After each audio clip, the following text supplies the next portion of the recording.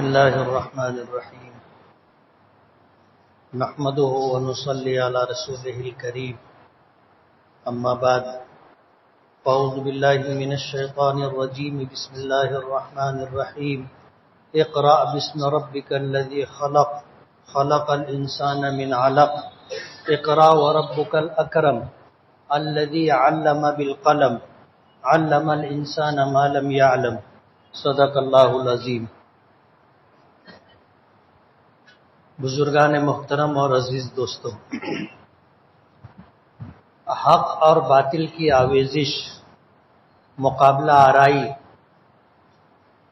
ماضی سے ہے اور آج بھی ہے اور کل بھی رہے گی۔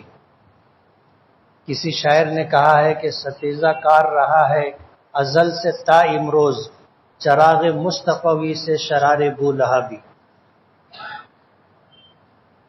پچھلے ہفتوں میں نے یہ بات عرض کی تھی کہ آج دنیا میں نفرت کی ایک لہر ہے، لیکن لوگوں کی نفرت مذہب اسلام سے نہیں، مسلمانوں سے، اور وہ مسلمانوں کو ختم کرنے کے در پہ۔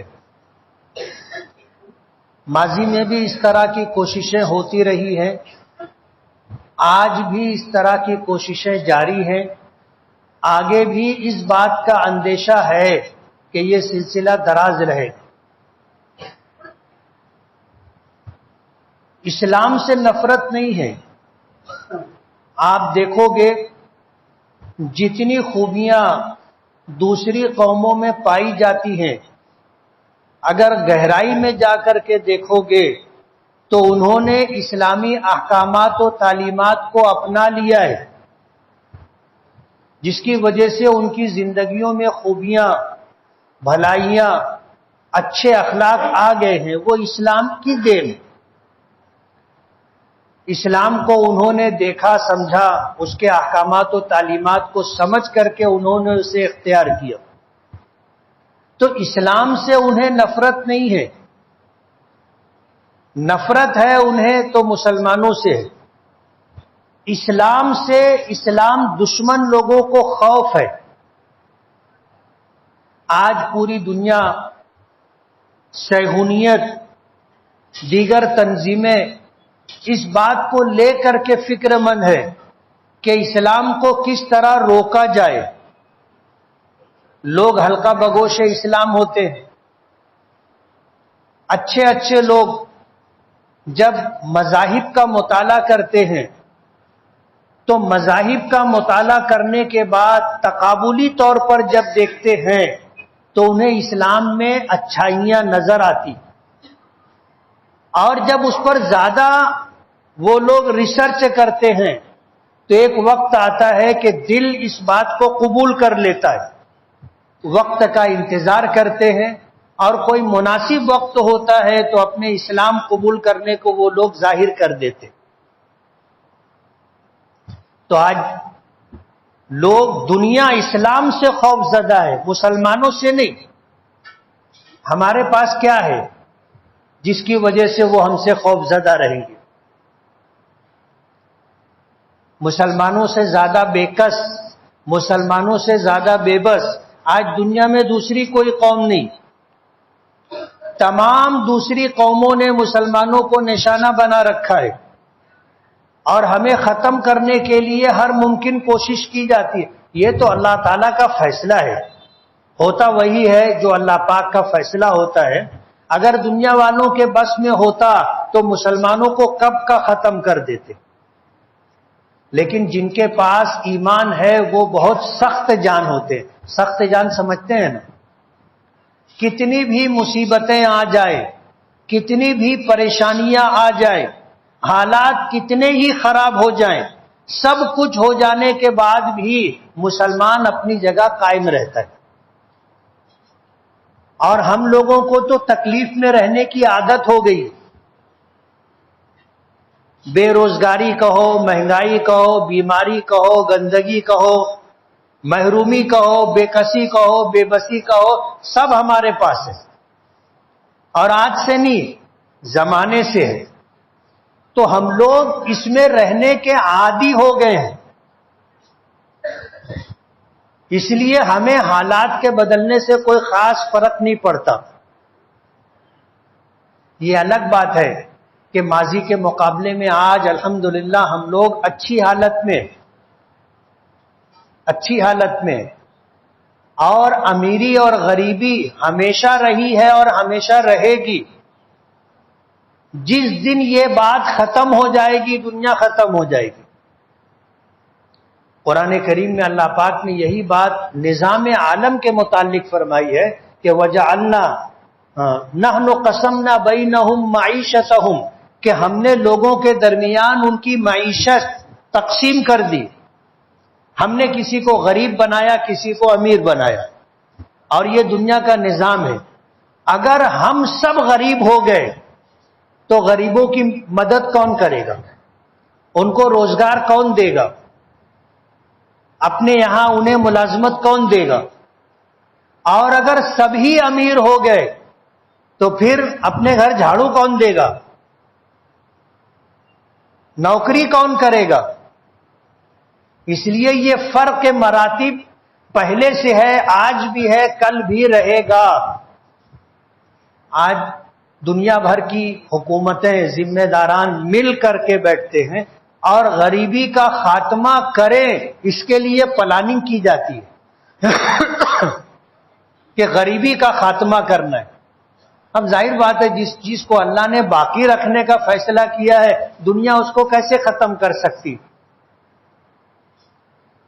تو یہ امیری اور غریبی رہے گی، لیکن ماضی کے مقابلے میں الحمدللہ آج مسلمانوں کی حالت بہتر ہے. ہم لوگ اپنی ذات پر غور کر کے سمجھ سکتے ہیں کہ کل کیا تھا اور آج کیا ہے. میں یہ کہہ رہا تھا کہ مصیبتوں میں تکلیفوں میں رہنے کی ہمیں عادت ہے اور ایمان والوں کو آزمایا جائے گا. اللہ پاک کا ارشاد ہے الف لام میم احسب الناس ان یترکوا ان یقولوا آمنا وهم لا یفتنون. کیا لوگ ایسا سمجھتے ہیں کہ وہ چھوڑ دیے جائیں گے؟ انہوں نے یہ کہا کہ ہم ایمان لائے اور ان کو آزمایا نہیں جائے گا. ایسا نہیں ہے. ایمان ہے ہمارے پاس تو آزمائش رہے گی. اللہ نے مصیبت پیدا کی ہے، مصیبت وہ پریشانیاں پیدا کی ہے تو ظاہر بات ہے اللہ نے اسے پیدا کیا ہے تو اسے دربے میں بند کر کے تھوڑی رکھیں گے.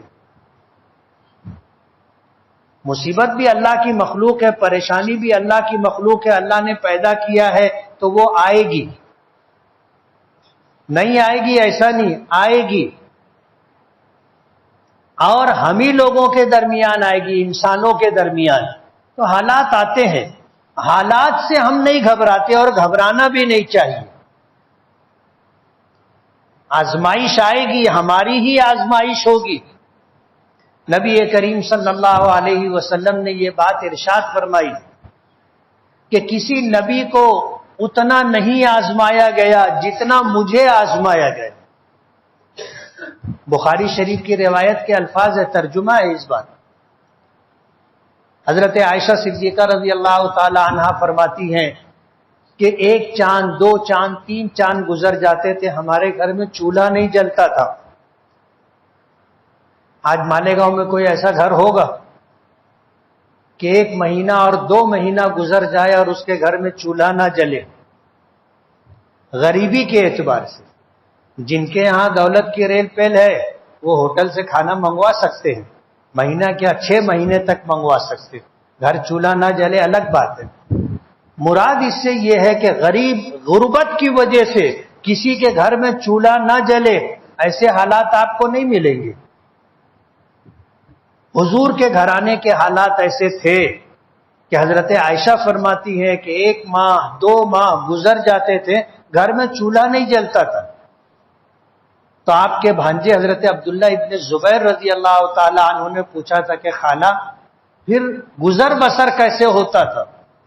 تو حضرت عائشہ صدیقہ رضی اللہ تعالی عنہ نے فرمایا تھا بالاسودین، 2 کالی چیزوں پر، کھجور اور پانی. پانی کو آپ دور سے دیکھو گے تو کالا نظر آئے گا. 2 کالی چیزوں پر گزارا تھا. چند کھجوریں کھا لیتے تھے، پانی پی لیتے تھے، بس یہی کھانا تھا. اور حضور کے کچھ پڑوسی تھے انصاری، وہ کبھی کبھی حضور کے لیے ایک پیالہ دودھ بھیج دیا کرتے تھے. کبھی کبھی ایک پیالہ دودھ آ جاتا تھا تو حضور نوش فرما لیتے تھے. حضرت ابو ہریرہ رضی اللہ تعالی عنہ کا واقعہ آپ کو یاد ہوگا، سنایا تھا میں نے کہ حضرت ابو ہریرہ رضی اللہ تعالی عنہ پیٹ کے بل مسجد نبوی میں اس چبوترے پر لیٹے ہوئے تھے جس کو صفہ کہا جاتا ہے. بھوک کی وجہ سے طبیعت میں نقاہت تھی، اوندھے لیٹے ہوئے تھے. اللہ کے رسول صلی اللہ علیہ وسلم نے دیکھا، حضرت ابو ہریرہ سے پوچھا کہ ابو ہریرہ کیا بات ہے؟ تو حضرت ابو ہریرہ نے حقیقت حال رکھ دی کہ اللہ کے رسول کئی وقت کا فاقہ ہے. حضور خاموش ہو گئے، بیٹھے رہے. حضرت ابو ہریرہ فرماتے ہیں کہ تھوڑی دیر کے بعد حضور نے مجھے کہا کہ جاؤ دیکھو گھر میں کچھ ہو تو لے آؤ. حضرت ابو ہریرہ گئے، جا کر کے دروازے پر دستک دی اور عرض کیا کہ حضور نے پوچھا ہے گھر میں کوئی چیز ہے کھانے کی؟ تو آواز آئی کہ ایک پیالہ دودھ ہے. تو حضرت ابو ہریرہ وہ ایک پیالہ دودھ لے کر کے آئے، اللہ کے رسول صلی اللہ علیہ وسلم کے سامنے پیش کیا. تو حضور نے فرمایا، مجلس تھی، کافی لوگ تھے، حضور نے فرمایا کہ لوگوں کو پلاؤ. حضرت ابو ہریرہ کہتے ہیں کہ میں یہ سوچ رہا تھا کہ یہ ایک پیالہ دودھ میرے لیے ناکافی ہے، میں خود بھوکا ہوں اور کئی وقت کا بھوکا ہوں، تو یہ ایک پیالہ دودھ تو میرے لیے ناکافی ہے. اللہ کے رسول صلی اللہ علیہ وسلم نے حکم دیا کہ ابو ہریرہ سب کو پلاؤ. مرتا کیا نہ کرتا، وہ صحابہ کرام تھے، اللہ اس کے رسول کے احکام، اللہ اس کے رسول کے حکموں کے پابند تھے. حضرت ابو ہریرہ لے کر کے پیالہ پہلے کے پاس گئے اور حضرت ابو ہریرہ دیکھ رہے تھے کچھ بچتا ہے کہ نہیں. اب پہلے آدمی نے پیالہ لیا، منہ سے لگایا. اب حضور کے گھر سے پیالہ آیا تھا دودھ کا، ہم ہوتے تو ہم بھی جی بھر کے سیر ہو کر کے پیتے کہ پتہ نہیں دوبارہ ملے نہ ملے. اللہ کے رسول کے گھر سے آیا ہے تو ہر ایک نے سیر ہو کے پیا. پہلے نے پیا، دوسرے نے پیا، تیسرے نے پیا، جتنے لوگ تھے سب نے پیا. حضرت ابو ہریرہ کہتے ہیں کہ جب سب نے پی لیا تو میں اللہ کے رسول کے سامنے پیالہ لے کر کے گیا تو حضور نے مسکرا کر کے فرمایا کہ ابو ہریرہ اب تم اور میں ہم دو ہی باقی رہ گئے. اور اس کے بعد حضور نے حضرت ابو ہریرہ کو کہا کہ تم پیو. تو حضرت ابو ہریرہ نے بسم اللہ کر کے پیالہ منہ سے لگایا، پینا شروع کیا، سیر ہو کر کے پیا. پھر جب حضور کی طرف بڑھایا تو حضور نے فرمایا کہ ابو ہریرہ اور پیو. تو حضرت ابو ہریرہ فرماتے ہیں کہ میں نے حضور کے حکم پر پیالہ دوبارہ لے کر کے اور پیا اور میں چھک گیا، سیر ہو گیا. میں پیالہ دینے لگا تو حضور مسکرائے اور فرمایا کہ ابو ہریرہ اور پیو. تو میں نے کہا کہ اللہ کے رسول بس. حضرت ابو ہریرہ فرماتے ہیں کہ پھر حضور نے وہ پیالہ لیا اور اللہ کا نام لے کر کے حضور نے پھر وہ دودھ پی لیا. حالات ایسے تھے کہ حضور کے گھر بھی کچھ نہیں رہتا تھا. حضرت عائشہ فرماتی ہیں کہ ایک انصاری پڑوسی تھے، وہ کبھی کبھی ایک پیالہ دودھ بھیج دیا کرتے تھے. ہمارے حالات تو الحمدللہ ماضی کے مقابلے میں بہت اچھے ہیں. اس لیے دنیا ہم سے نفرت کرتی ہے، اس کی وجہ بھی ہے. آج مسلمانوں سے لوگ نفرت کیوں کرتے؟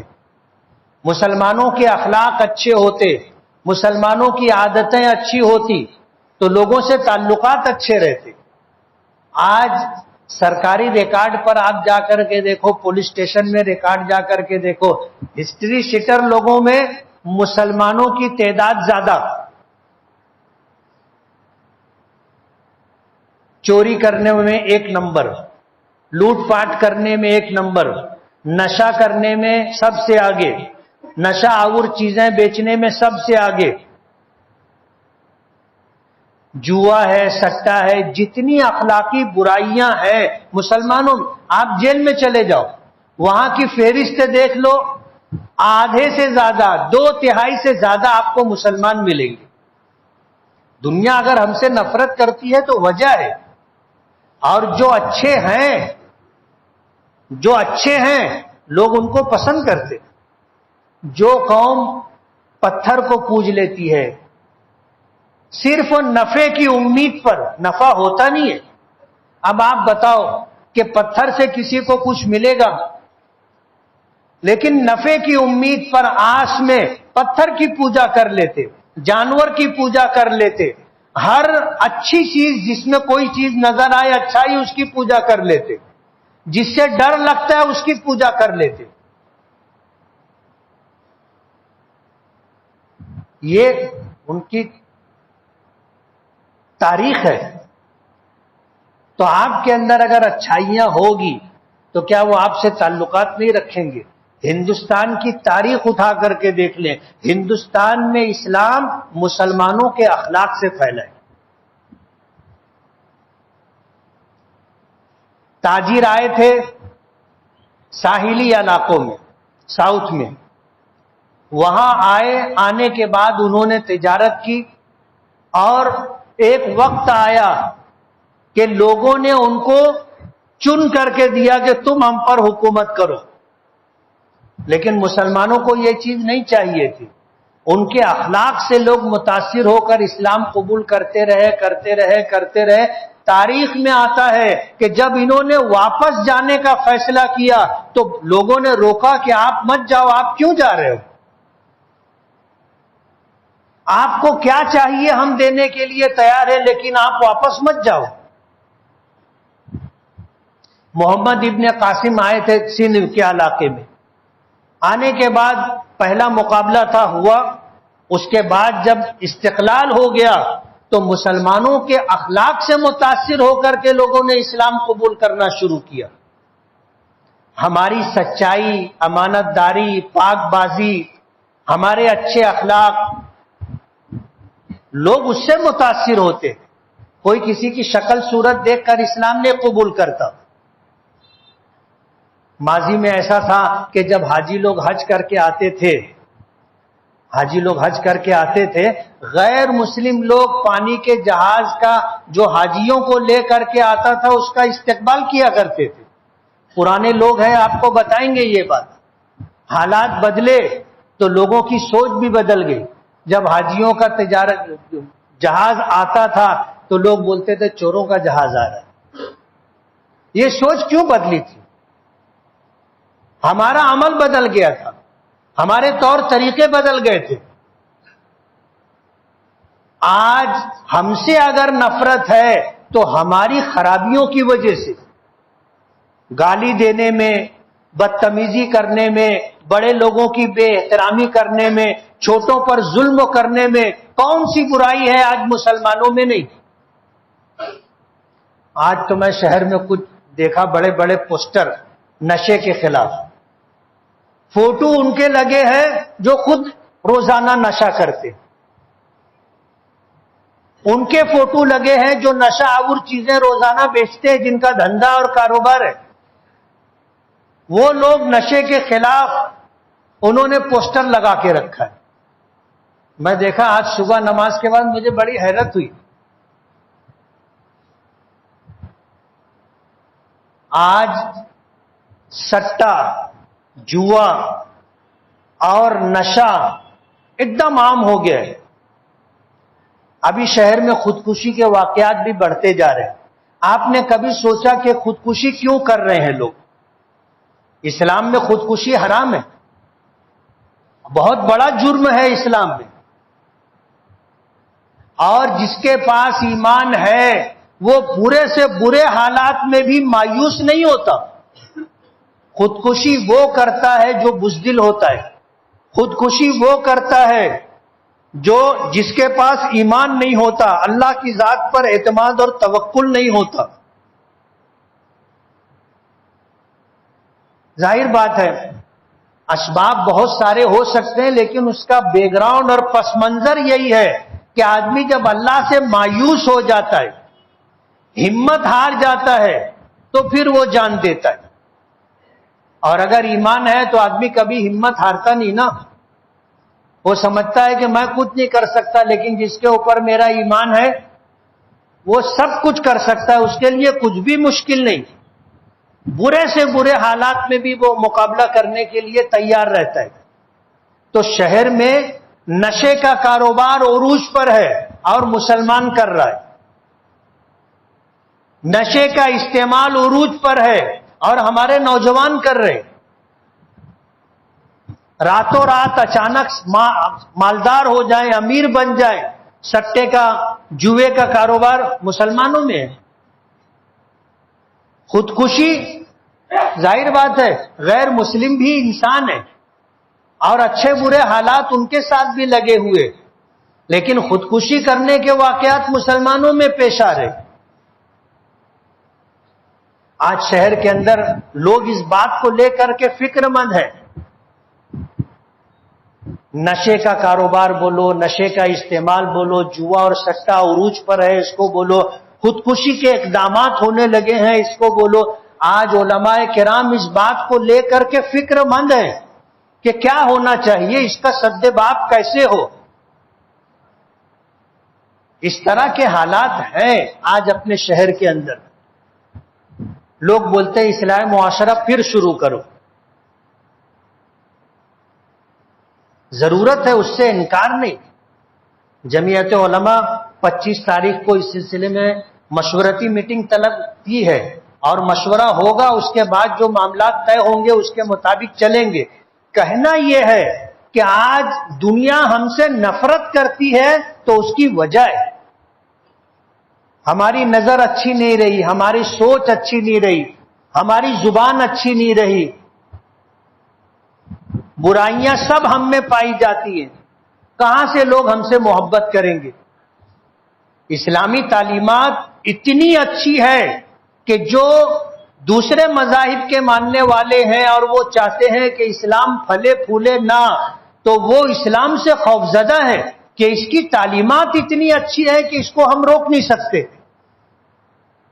آپ ٹرین سے سفر کرو، آپ صرف نماز پڑھو، چاروں طرف لوگ آپ کی نماز دیکھتے رہتے ہیں کہ یہ اس سے اچھا طریقہ عبادت ہو ہی نہیں سکتا. نماز سے بہتر عبادت نہیں ہے. ٹرین میں آپ بیٹھو، جگہ نہ ہو بیٹھنے کی، جنرل بوگی میں عام ڈبے میں بیٹھو، نماز کا وقت ہو آپ نماز پڑھو. نماز پڑھنے کے بعد لوگ آپ کو بیٹھنے کی کیا، سونے کی جگہ دیں گے نا. تجربہ ہے اس بات کا. بغیر ریزرویشن کے دلی جانا تھا، عام ڈبے میں بیٹھ گئے، گھسنے کی جگہ نہیں تھی، کیسے ویسے گھس کر کے بیچ میں گئے، تھوڑی جگہ دکھی. نماز کا وقت ہوا، کیا کریں کیا کریں کیسے کریں. وضو کر کے آئے، لوگوں سے کہا کہ 2 منٹ کے لیے جگہ دے دو، نماز پڑھنا ہے. مصلی بچھائے، نماز پڑھے، دلی تک سوتے گئے نا. پھر لوگوں نے بیٹھنے کی جگہ دی کہ بیٹھو، بیٹھنے کی جگہ دی. اس کے بعد پھر لوگوں نے سونے کی جگہ دی کہ آپ سو جاؤ. ہمارا طریقہ عبادت اتنا اچھا ہے کہ لوگ دیکھتے ہیں تو متاثر ہوتے. ہمارا روزہ اتنا اچھا ہے کہ دوسرے لوگ روزہ رکھتے ہیں نا. وہ کہتے ہیں کہ وہ بڑا روزہ جو رکھتا ہے، بڑا روزہ کون سا؟ 27واں روزہ. بڑا روزہ وہ ہم رکھتے. نماز دیکھ کے متاثر ہوتے، روزہ رکھتے ہیں. ہم جو زکوٰۃ تقسیم کرتے ہیں اس کا نظام سمجھ کر کے وہ حیران ہو جاتے. ان میں کوئی کسی کو سنبھالتا ومالتا نہیں ہے. ہمارے یہاں جو لوگوں کو لینے دینے کا مزاج ہے دوسری قوموں میں نہیں ہے. زکوٰۃ کا نظام وہ لوگ دیکھتے ہیں، سنتے ہیں تو حیران ہو جاتے. حج طریقہ عبادت ہے. حج کو وہ لوگ کس احترام کے ساتھ دیکھتے ہیں. آج بھی جو ان میں لوگ ہیں، کوئی حج کر کے آئے تو بولتے آؤ حاجی صاحب، حاجی صاحب. احترام کے ساتھ نام لیتے. تو آج لوگ ہم سے نفرت کرتے ہیں، اسلام سے نفرت نہیں کرتے. اور ہم سے نفرت کرنے کی وجہ یہ ہے کہ آج ہم میں کون سی برائی ہے جو نہیں پائی جاتی. غیر تو غیر، اپنے بھی ہم سے پریشان ہے نا. ماں باپ اپنی اولاد سے دکھی ہے، بھائی کی بھائی سے بنتی نہیں ہے، بھائی بہنوں کو کبھی پوچھتے نہیں ہے. پاس پڑوس کے لوگ، ہمارے حالات کیا ہیں آپ کو پتہ ہے. پہلے ایسا ہوتا تھا کہ ہمارے یہاں کچھ اچھا برا پکتا تھا تو آزو بازو میں 2-3 گھر جاتا تھا، ان کے یہاں کچھ پکتا تھا تو ہمارے یہاں آتا تھا. لوگ آتے تھے، آ کر کے بولتے تھے ایک پیالی آٹا دے دو، لوگ دیتے تھے اور پھر واپس بھی آتا تھا. یہ جو لینے دینے کا مزاج تھا، اپنے یہاں کچھ پکا کسی رشتہ دار میں کسی پڑوسی کے یہاں بھیجنا، پہلے روزانہ ہوتا تھا. اب تو سالوں سال گزر جاتے، کبھی اپنے گھر ہوتا ہے ایسا. ہمارا بس چلے تو گھر میں بریانی پک رہی ہے، خوشبو بھی پڑوس میں نہیں جانا چاہیے. ایسے ہو گئے. ہم کو یاد ہے بچپنا، گلی محلے میں بڑے بوڑھے لوگ تھے، جمعہ کے دن بازار آتے تھے، یہاں سے پھلی ہے، رتالو ہے، جام ہے، کیلا ہے، ایسی فروٹ لے جاتے تھے. اور عورتیں ہوتی تھی ٹوکری میں لے کر کے آتی تھی، اور پھر گلی میں بچوں میں وہ تقسیم کرتے تھے اور اپنے گھر بعد میں لے کے جاتے تھے. آج ہے کوئی کسی کے بچے کو دیتا ہے؟ ایک کیلا کوئی کسی کے غریب کے بچے کو نہیں دیتا. پڑوسی ہم سے خوش نہیں. گھر میں کسی بچے یا بچی کا رشتہ لگنے لگتا ہے، سب کو بولتے کسی کو بولنا مت، آزو بازو والوں کو معلوم پڑے گا تو رشتہ ہی ٹوٹ جائے گا. لوگ پریشان رہتے نا. آتے مفتی صاحب کوئی عمل بتاؤ، کوئی دعا بتاؤ. جہاں سے بات آتی ہے دیکھ کے جاتے، واپس ہی نہیں آتے نا. اور پھر ایک نیا سلسلہ شروع ہو گیا ہے، دیکھ کر کے جاتے اور پھر یہ ہوتا کیا جواب ہے. تو پہلے گول مول بات رہتی ہے، بعد میں کہتے استخارے میں نہیں آیا. اب استخارہ بدنام ہو گیا. سردار لوگ، اغوا لوگ کہنے لگے کہ کیا کرنا چاہیے. مشورہ دینا پڑا کہ اب کسی کے بھی بیٹی بیٹے کو بتانا ہے تو دیکھنے والے کو بولو کہ بھائی ان کے یہاں بیٹی ہے، آپ کا بیٹا ہے، رشتہ کرنا ہے کیا؟ رشتہ کرنا ہے. تو اگر بولیں گے دکھاؤ تو بولے دیکھو مت، پہلے استخارہ کر لو. پہلے استخارہ کر لو، اگر سمجھ میں آئے استخارے میں تو دیکھنے آنا، نہیں سمجھ میں آئے تو مت آنا. آج نہیں بولنے کے لیے ایک اچھا بہانہ ہاتھ آ گیا، بولے استخارہ کیے تھے، استخارے میں نہیں آ گیا. لوگ ہم لوگ کے پاس آتے، مفتی صاحب استخارہ کرو. میں نے کہا بھیا ہم لوگ استخارہ نہیں کرتے. سنت یہ ہے کہ جس کا معاملہ ہو صاحب معاملہ استخارہ کرے، صاحب معاملہ استخارہ کرے. جس کا رشتہ ہو رہا ہے وہ استخارہ کرے، جو ان کے سب سے زیادہ قریبی لوگ ہیں ماں باپ، وہ استخارہ کرے. امام صاحب کے سر مصیبت کیوں لاتے؟ بولے استخارے میں نہیں آ گیا. بولے کون استخارہ کیا تھا؟ بولے مفتی صاحب، امام صاحب. اب وہ جو آدمی سن لیتا وہ امام اور مفتی صاحب سے متنفر ہو جاتا کہ اچھا بھلا سب کام تھا، یہ نہیں بول دیے، نہیں ہو گیا. حالات اتنے ہمارے خراب ہو گئے ہیں، اسلامی احکامات و تعلیمات کو چھوڑ کر کے ہم زندگی گزار رہے. دنیا ہم سے نفرت کرنے لگی، کوئی ہم کو قریب کرنے کے لیے تیار نہیں. آج کوئی ہم پر بھروسہ نہیں کرتا. وجہ اس کی یہ ہے کہ ہم بھروسے کے لائق رہ نہیں گئے. اس لیے آج ہم پر جو حالات ہیں، اللہ پاک کا ارشاد ہے وما اصابکم من مصیبت فبما کسبت ایدیکم ویعفو عن کثیر. تم کو جو مصیبتیں پہنچ رہی ہیں یہ تمہارے ہاتھوں کی کمائی.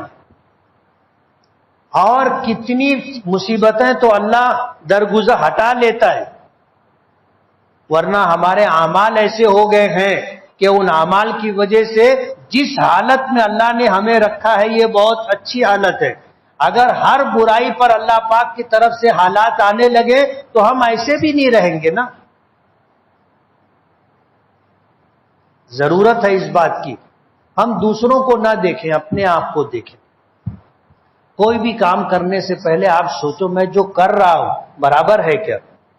میں جو بولنے جا رہا ہوں بولنے سے پہلے آپ سوچو کہ مجھے بولنا چاہیے کہ نہیں بولنا چاہیے. ضروری بات ہو، دین و دنیا کا فائدہ ہو تو بولو، نہیں تو مت بولو. صبح ہوتی ہے زبان کے سامنے جسم کے سارے اعضاء ہاتھ جوڑتے، اس سے گزارش کرتے کہ جب تو ٹھیک رہنا، تو ٹھیک رہے گی تو ہماری خیریت ہے، ورنہ تیرا کچھ نہیں بگڑتا. تو 32 دانتوں کے درمیان رہتی، سر ہمارا پھٹتا ہے، ہاتھ پیر ہمارے ٹوٹتے ہیں، مصیبت پریشانی ہم پر آتی ہے. زبان بول دیتی ہے بس حالات بگڑ جاتے. آج ہم پر جو مصیبت ہے اور ہم سے دنیا کی دوسری قومیں اور مذاہب کے ماننے والے جو نفرت کر رہے ہیں اس کی وجہ ہماری بدعمالیاں ہیں، ہماری بد اخلاقی ہے. جھوٹ بولنے میں ہم ایک نمبر پر، خیانت کرنے میں ہم ایک نمبر پر، گالی دینے میں ہم ایک نمبر پر، جھگڑا کرنے میں ہم بہت تیز. آپے سے باہر ہو جانا ہماری معمول کی بات ہو گئی. دو آدمی جھگڑا کر رہے ہوں، آپ ہٹاؤ تو دونوں سنبھلتے نہیں نا، دونوں سنبھلتے نہیں. میں تو بولتا ہوں جان دو ہٹ جاؤ، نہیں مان رہے لڑو چلو، تو دونوں ایک دوسرے کے سامنے کھڑے رہتے ہیں. اب بول، جھگڑا ختم ہو جاتا. آج یہ ہے کہ سمجھاؤ تو لوگ سمجھنے کے لیے تیار نہیں. برے حالات میں اپنے بولو کہ یار یہ ٹھیک نہیں، بولے چوڑی پر پہن لو مفتی صاحب. اور جب حالات آتے تو وہ ان کے ساتھ پورا گھرانہ پریشان رہتا. 12 نومبر کا میٹر دیکھ لو، بولا جائے گا تو لوگوں کو برا لگے گا. ظاہر بات ہے سرکار دو عالم صلی اللہ علیہ وسلم کی اہانت و توہین کی گئی تھی. کوئی صاحب ایمان اس میں پیچھے نہیں رہ سکتا، لیکن اس میں پتھراؤ کرنا، ایسی قانون اپنے ہاتھ میں لینا اور اس کی آڑ کے اندر دوسرے پروگرام لے کر کے چلنا، یہ کون سا طریقہ ہے؟ شہر میں گولی چلانے والوں کی ضمانت ہو گئی، پتھر چلانے والوں کی ضمانت نہیں ہوئی ہے. کبھی غور کیا اس پر؟ انتظامیہ وہی ہے، کورٹ وہی ہے، جج وہی ہے، وکیل وہی ہے.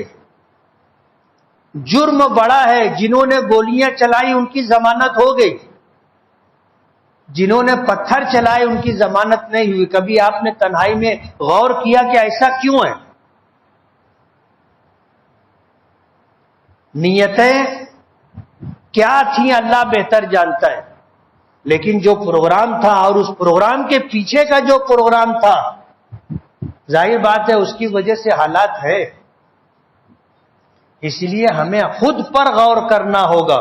آج اسلام سے نفرت نہیں ہے، مسلمانوں سے نفرت ہے، اور نفرت کی وجہ ان کی بدعمالیاں اور بد اخلاقیاں ہیں. اسلام سے لوگ محبت کرتے، اسی لیے اسلامی تعلیمات کو اپناتے ہیں. اور وہ لوگ جو اسلام کو روکنا چاہتے ہیں وہ اسلام سے خوفزدہ ہے کہ اس کو کوئی روک نہیں سکتا. پانی اپنا راستہ بنا لیتا ہے. اسلامی تعلیمات قیامت تک باقی رہے گی، کوئی روک نہیں سکتا. اس لیے آج ضرورت اس بات کی ہے کہ شہر میں نشے کے خلاف، شہر میں سٹہ کے خلاف، جوا کے خلاف، شہر میں اقدام خودکشی کے خلاف آج لوگ فکر مند ہیں. لوگ فکر مند ہیں، پریشان ہیں کہ ان مصیبتوں سے اور ان بداخلاقیوں اور بدعمالیوں سے اللہ ہمارے شہر کی حفاظت فرمائے. لوگ فکر مند ہیں، کوشش اپنے اپنے طور پر کر رہے ہیں، ہم سب ذمہ دار ہیں۔ یہ کام کسی ایک دو آدمی کا نہیں ہے، ہر ایک کا کام ہے۔ ہر آدمی اپنے آپ کو سنوارے، بنائے، اپنے گھر کی فکر کرے، اپنے بچوں اور بچیوں کے اوپر نظر رکھے، کن لوگوں کے ساتھ اٹھتے بیٹھتے ہیں، کہاں آتے جاتے ہیں۔ آپ نظر رکھو، اپنا گھر آپ سنبھالو۔ آپ نے اپنا گھر سنوار لیا، سنبھال لیا، ہر ایک نے اگر اپنا گھر سنوار لیا، سنبھال لیا، یہ مصیبت اور لعنت ختم ہو جائے گی۔ اس لیے ضرورت اس بات کی ہے کہ ہم خود فکر مند اور اس پر غور کریں کہ لوگ ہم سے کیوں دور ہیں، لوگ ہم سے کیوں نفرت کرتے ہیں، لوگ ہم کو کیوں مٹانے کی کوشش کرتے ہیں۔ اس کی وجہ دیکھیں اور جو وجہ ہو اس کو ختم کرنے کی کوشش کریں۔ اگر آپ یہ راستہ اپناؤ گے، ہم کو کسی سے کوئی ڈرنے اڑنے کی ضرورت نہیں ہے، اور کوئی ہم کو مٹا بھی نہیں سکتا اگر ہمارے اندر اچھائی ہوگی۔ اللہ پاک نے اس دنیا کا ضابطہ بنایا ہے۔ فَأَمَّا الزَّبَدُ فَيَذْهَبُ جُفَاءً وَأَمَّا مَا يَنفَعُ النَّاسَ فَيَمْكُثُ فِي الْأَرْضِ۔ سیلاب آتا ہے، دریا میں پانی بہتا ہے، جھاگ اوپر آتا ہے، فرمایا یہ بے نفع چیز ہے، کسی کے لیے کام کی نہیں ہے، اس کو تو ختم ہونا ہے، وہ ختم ہو جائے گی، لیکن جو چیز نفع بخش ہوتی ہے، وَأَمَّا مَا يَنفَعُ النَّاسَ، وہ چیز جو لوگوں کے لیے نفع بخش ہوتی ہے، فَيَمْكُثُ فِي الْأَرْضِ، اللہ تعالیٰ اس کو زمین میں باقی رکھتا ہے۔ وہ اللہ کی مخلوق کے لیے نفع بخش ہے، اللہ اس کو باقی رکھتا ہے۔ ہم اپنی ذات سے اگر نفع بخش ہو گئے، اللہ ہمیں باقی رکھے گا، دنیا کی کوئی طاقت ہمیں مٹا نہیں سکتی۔ اور اگر ہم نے اپنے آپ کو بے نفع بنا لیا، بلکہ ہم اگر آگے بڑھ کر کے لوگوں کے لیے نقصان دہ ہو گئے، تو اللہ ہم کو مٹا دے گا۔ وآخر دعوانا ان الحمد للہ رب العالمین۔